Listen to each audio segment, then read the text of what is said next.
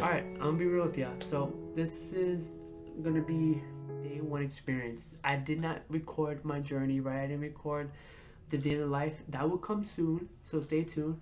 But before I get started, I want to ask you guys if you guys can please like, share, comment, subscribe. It does help the channel to be out there to those who are wondering what it's like to be an Amazon driver in New York, what it's like to be a FedEx employee in New York, what's the pay like, what's the environment like, and all that. And I want to share that with you. So, first day, it was a little tough. I had about 30 something stops, over 250 packages, and again, this is my first day alone. So, I get to the spot, right? We have to meet up at a certain time.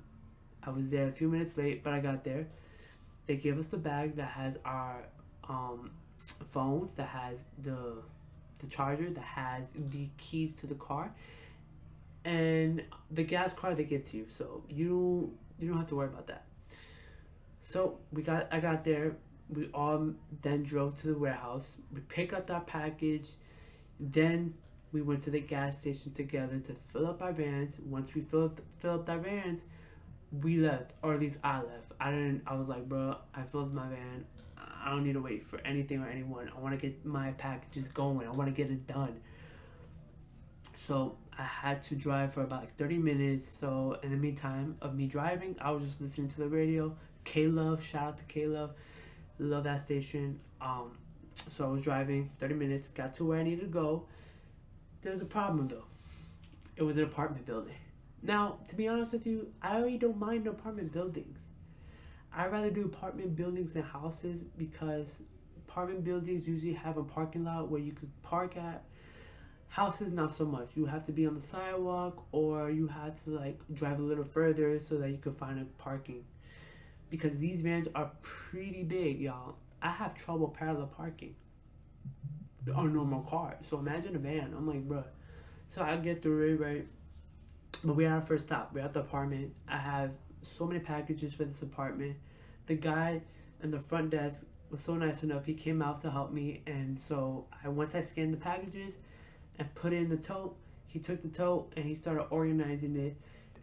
So he was cool. He did that for me, and all I had to do was come inside the building, take the picture, and bounce. So after I gone through that, the Amazon Flex app said, you know, that you could take a 15-minute break. And I'm telling you, y'all, I was so tempted to take that break because I was so tired. I was literally sweating. So guess what I did? I didn't take that break. I kept going because I want to be done fast.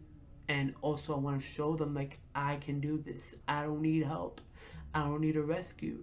Which we talk about that later, right? We'll talk about it later. So went to the first apartment, bada being done.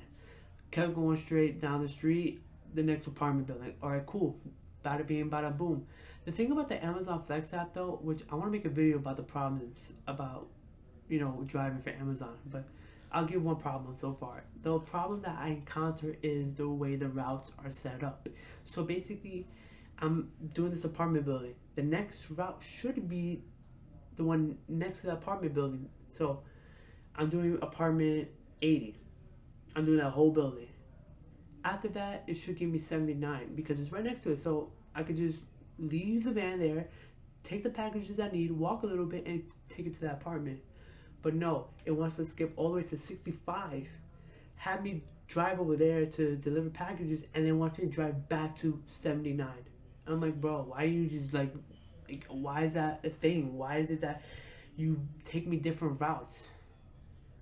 And that's another thing, bro. It's like the way it's set up. It's like it'll be like make a right here, but it's like, bro, I can't make that right. And it's like it's just hard. It's just hard to navigate sometimes, especially that I'm new. It's difficult. I know someone who's watched, or someone like you who is probably not new in this space, has been doing Amazon driving for a while, is probably laughing at me, and that's fine, okay? Because I'm gonna be better than you in time, okay? No, it's fine. I don't care about that. But seriously though, it is difficult, man. It's just not. It's not driving around dropping off packages. No, you have to take the pictures. You have to find the buildings. You have to get inside the buildings, and that's the other thing, bro.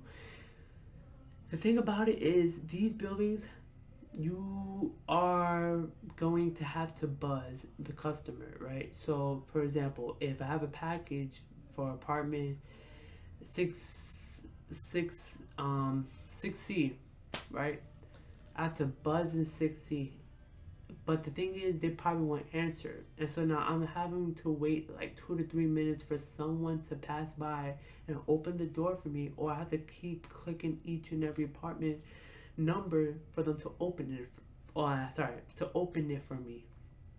And so that takes time. And so because of that, and because I was delivering package to these apartment buildings, and it delayed me. Now, that's the job. You're supposed to deliver the packages to the apartment buildings and houses. But with the apartment buildings, they want you to go to door. They want you to deliver it to the customer in their front door. But the problem with it is, right? This is what I wish I would have done, but I didn't do it. I should have found a mailroom and just put it there and take a picture and tell the customer, look, it's in the mailroom. It's safe and secured. You could go get it.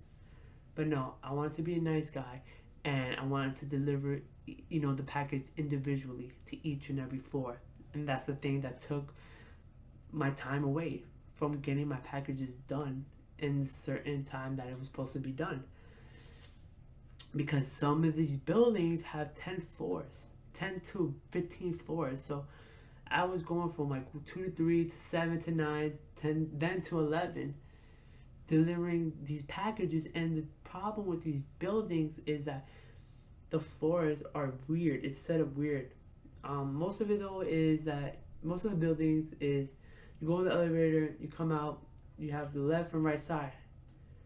But sometimes they don't have the letters or the numbers to display, where apartment 6A is at or where apartment 7B is at. So you have to take the time to figure that out, and that's what killed me in the long run.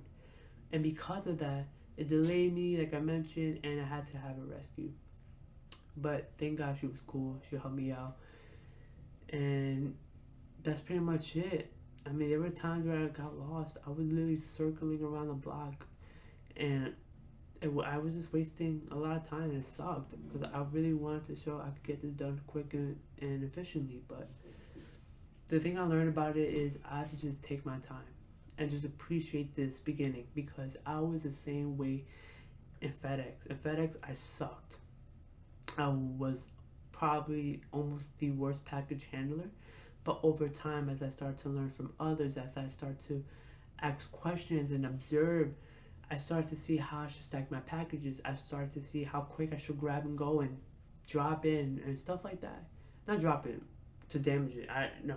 But just to place it there, right, on the pallet for now, and go to the conveyor belt and grab more packages, because it'll be a waste of time if I try to stack individually, and it has to be a flow, especially if you're in the front of the belt, you have to be fast.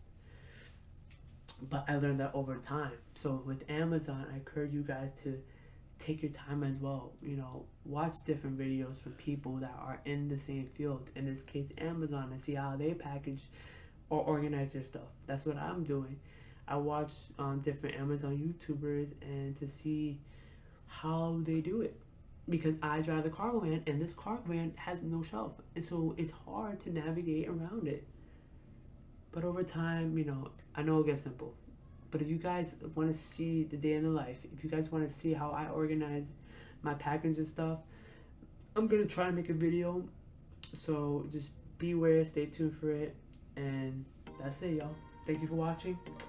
Peace.